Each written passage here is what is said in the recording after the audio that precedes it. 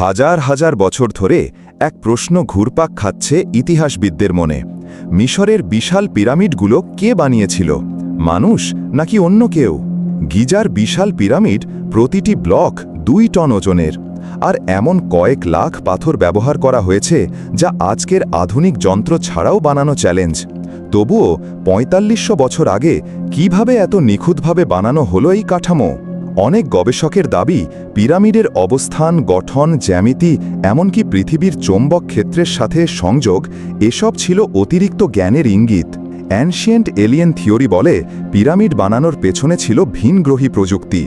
পাথরগুলো যেন কেটে ফেলা হয়েছে লেজার বা অ্যান্টিগ্র্যাভিটি প্রযুক্তি দিয়ে। তবে ইতিহাসবিদদের মতে, হাজার হাজার শ্রমিক, দাস ও প্রকৌশলীদের মিশ্র চেষ্টাতেই এটি গড়ে উঠেছিল। তারা বলছে, পাথর টেনে নিয়ে যাওয়ার জন্য ব্যবহার করা হতো কাঠের স্লাইড, দড়ি এবং কৌশল।